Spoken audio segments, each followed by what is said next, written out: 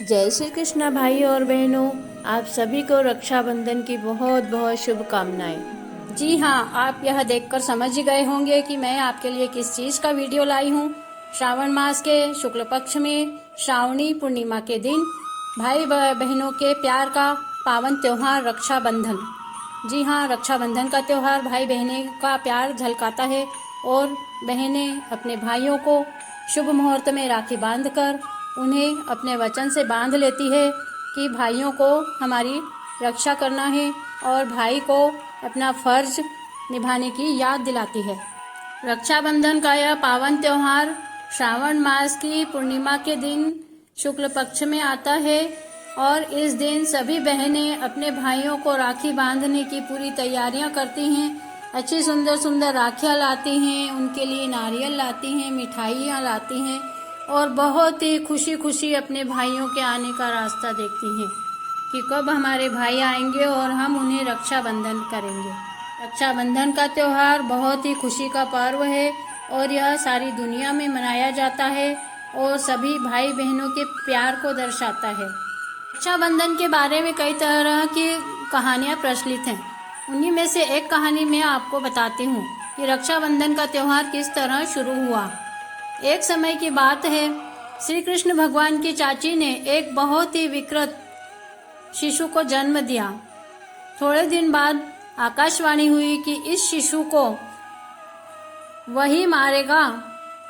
थोड़े दिनों बाद आकाशवाणी हुई कि जिन हाथों में जाकर यह शिशु ठीक हो जाएगा उन्हीं हाथों से यह मारा जाएगा। एक बार श्री कृष्ण भगवान अपनी चाची के यहाँ मिलने गए। तब चाची ने उस शिशु को कृष्ण भगवान की गोद में दिया।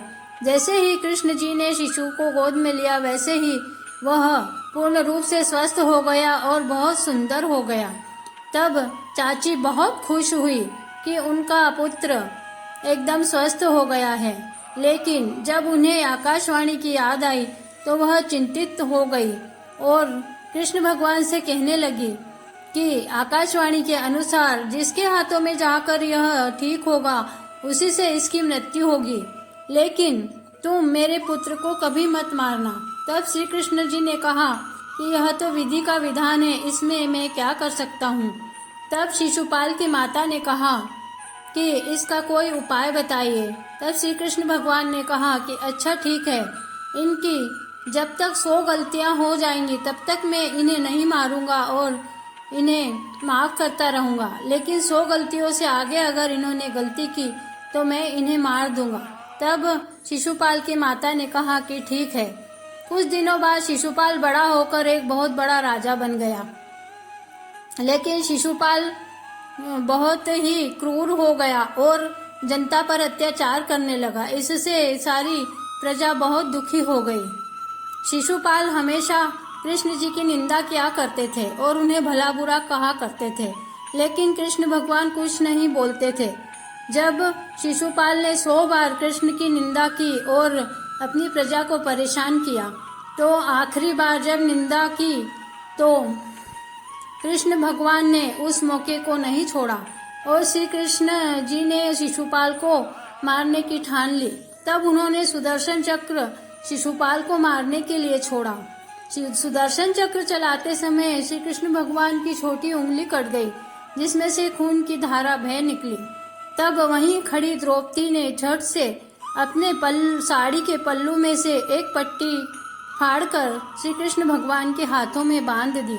तब श्री कृष्ण भगवान बहुत खुश हुए और उन्होंने कहा कि बहना, तुम्हें बहुत बहुत धन्यवाद है, तुमने मुसीबत में मेरी सहायता की और मुझे पट्टी बांधी है। तुम मेरी बहन हो और मैं तुम्हें इस बंधन का कर्ज चुकाऊंगा। तुमने मेरे हाथ में जो पट्टी बांधी है ये रक्षा सूत्र है। मैं इस रक्षा सूत्र की लाज रखते हुए हमेशा तुम्हारी रक्षा करूंगा और तुम्हें मुसीबत में सहायता करूंगा। इसी की उदंती को लेकर जब कौरवों की राजसभा में दुर्योधन द्रौपदी को शर्मिंदा करने के लिए उसका चीरहरण कर रहे थे, तब द्रौपदी ने श्री कृष्ण भगवान को याद किया और कहा कि कृष्ण भैया तुम कहाँ हो, आओ और मेरी लाज बचाओ। तब श्री कृष्ण भगवान वहां प्रकट हो गए और वह केवल द्रौपदी को ही दिख रहे थे। तब कृष्ण भगवान ने द्रौपदी का चीर बढ़ाते गए। दुशासन चीर खींचते खींचते बहुत थक गया, लेकिन द्रौपदी का चीर खत्म ही नहीं होता था। कृष्ण भगवान के चमत्कार से द्रौपदी का चीर बढ़ता गया और द्रौपदी की लाज कृष्ण भगवान ने बचा ली। इस तरह द्रौपदी ने कृष्ण जी के हाथों में जो पट्टी बांधी थी उसके एक एक तार का फल कृष्ण भगवान ने द्रौपदी को दिया और उनका चीर बढ़ा दिया।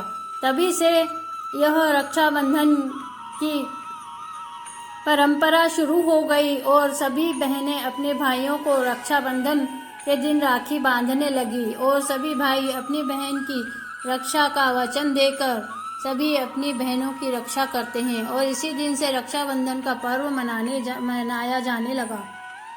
रक्षाबंधन से संबंधित एक कथा और सुनने में आती है कि राजा बलि बहुत ही दानी थे और किसी को भी दान देने से मना नहीं करते थे। इस बात का उन्हें घमंड आ गया था और वह कहते थे कि मुझसे कोई भी कुछ चीज मांगेगा तो मेरे दरबार से कोई भी खाली हाथ नहीं जा सकता है। राजा बलि के इस घमंड को चूर करने के लिए भगवान वामन का रूप धारण करके आए और बलि के दरवाजे पर आकर बोले कि भिक्षाम देहो। तब राजा बलि ने बोला कि बोलिए संत, तुम्हें क्या चाहिए। तब भगवान ने कहा कि पहले मुझे वचन दो कि मैं जो मांगूंगा वो तुम मुझे दोगे। तब राजा बलि ने कहा कि मैं वचन देता हूँ कि तुम जो चीज मांगोगे मैं उसे दूंगा। तब भगवान ने कहा कि मुझे 3 पग जमीन चाहिए। तब राजा बलि ने कहा कि हे संत, तुम बड़े मूर्ख हो, मेरा इतना साम्राज्य है और तुम्हें सिर्फ 3 पग जमीन चाहिए। तब संत ने कहा कि हाँ, मुझे 3 पग ही जमीन चाहिए। तो राजा बलि ने कहा कि तुम 3 पग जमीन नाप लो। तब श्री वामन भगवान ने 1 पग में पाताल और 1 पग में स्वर्गलोक नाप लिया और कहा कि अब मैं तीसरा पग कहाँ रखूं। तब राजा बलि के पास कुछ भी नहीं बचा तो उन्होंने अपना शीश नीचे झुका दिया और कहा कि हे भगवान, तीसरा पग आप मेरे शीश पर रख लीजिए। तब श्री कृष्ण भगवान ने उसके शीश पर अपना पग रख दिया। तब वामन भगवान ने प्रसन्न होकर कहा कि हे बलि, मांगो, मैं तुम्हारी दान प्रियता से प्रसन्न हूँ। तब राजा बलि ने उन्हें कहा कि तुम्हें मेरे साथ पाताल लोक चलना पड़ेगा और मेरे साथ ही रहना पड़ेगा। और भगवान उसके साथ जाकर पाताल में रहने लगे। तब इधर लक्ष्मी माता चिंतित हो गई और कहने लगी कि अब मैं भगवान को कैसे पा सकती हूँ। तब शंकर भगवान ने कहा कि तुम किसी नारी का रूप धारण करके पाताल लोक में जाओ और वहां पर भिक्षा मांगने जाना। राजा बलि बहुत दानी है और तुम भिक्षा में अपने पति को मांग लेना। तब लक्ष्मी जी साधारण स्त्री का रूप धारण करके पाताल लोक में गई और वहां भिक्षा मांगने लगी। तब राजा बलि ने कहा कि कहो तुम्हें क्या चाहिए। तब लक्ष्मी जी ने कहा कि तुम पहले मुझे वचन दो कि मैं तुमसे जो मांगूंगी वही तुम दोगे। तब राजा बलि ने कहा कि हाँ, मैं वचन देता हूँ। तब वह साधारण स्त्री लक्ष्मी के रूप में प्रकट हो गई और लक्ष्मी जी ने कहा कि हे बलि तुम। तब लक्ष्मी जी ने राजा बलि को राखी बांधी, एक बंधन का डोर बांधा और बोला कि मैं तुमसे जो मांगूंगी वह मुझे देना पड़ेगा। तब बलि ने कहा कि हाँ बहन, तुमने मुझे राखी बांधी है, अब मैं तुम्हें तुम जो मांगोगी मैं वही दूंगा। तब लक्ष्मी जी ने कहा कि तुमने मेरे पति विष्णु जी को कैद कर लिया है और तुम मेरे भगवान विष्णु को मुझे वापस दे दो। तब राजा बलि ने विष्णु जी को लक्ष्मी जी को सौंप दिया और तभी से रक्षाबंधन का त्योहार मनाया जाता है।